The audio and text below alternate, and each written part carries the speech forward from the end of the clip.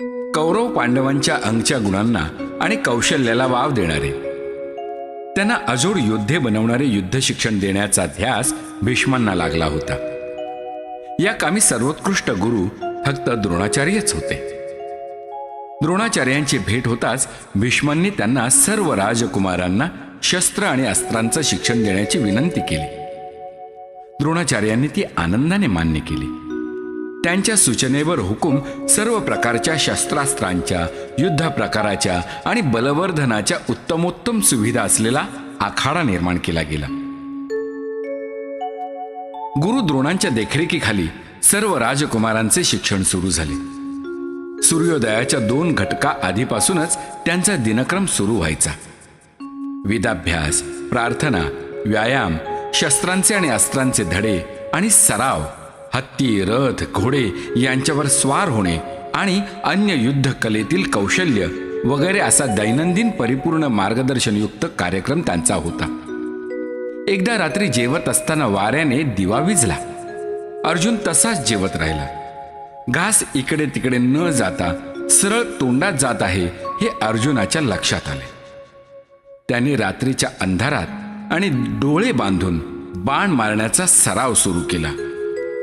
त्यामुळे लवकरच तो शब्दवेधी धनुर्धर बनला. एकदा सर्व शिष्यांची परीक्षा घ्यावी असं द्रोणांच्या मनात आलं. त्यांनी कारागिरांकडून एक भास पक्षी तयार करून घेतला आणि तो एका उंच वृक्षाच्या शेंड्यावर लटकावून ठेवला. त्यांनी त्या वृक्षापासून दूर विशिष्ट खुणेजवळ सगळ्यांना उभं केलं. त्या हलत्या भास पक्षाचा डोळा बाणाने उडवायचा होता. युधिष्ठिरापासून सगळ्यांनाच त्याने आळीपाळीने धनुष्य सज्ज करून खुणेच्या वर्तुळात उभं केलं. प्रत्येकाला ते विचारत, नीट लक्ष देऊन बघ, तुला काय दिसत आहे? गुरुदेव, मला तो वृक्ष, त्या खालचे सेवक, मागून जाणारी नदी, दूरवरची टेकडी आणि तो हलणारा पक्षी वगैरे दिसतोय. निराशेच्या सुरात गुरुदेव सांगत, बाण सोडू नकोस, जागेवर परत जा. सर्वांनी अशाच प्रकारची उत्तरं दिली. सर्वात शेवटी त्यांनी अर्जुनाला धनुष्य सज्ज करण्यास सांगितलं. त्यालाही तोच प्रश्न विचारला. नीट लक्ष देऊन बघ, तुला काय दिसत आहे? गुरुदेव, मला फक्त तो हलणारा भास पक्षीच दिसतो आहे. अर्जुना, नीट बघ आणि मग सांग.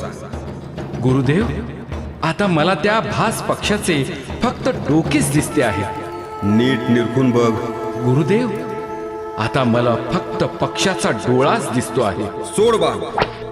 क्षणात अर्जुनाच्या धनुष्यातून बाण सुटला आणि त्याने भास पक्षाचा डोळा उडवला. द्रोणाचार्यांना अत्यानंद झाला आणि ते म्हणाले, तुझ्यासारखा शिष्य मला लाभला. मी स्वतःला धन्य समजतो. तू माझा सर्वश्रेष्ठ आणि सर्वात प्रिय शिष्य आहेस. मी तुला असे ज्ञान देईन की तुझ्यासारखा धनुर्धर त्रिभुवनात निर्माण होणार नाही.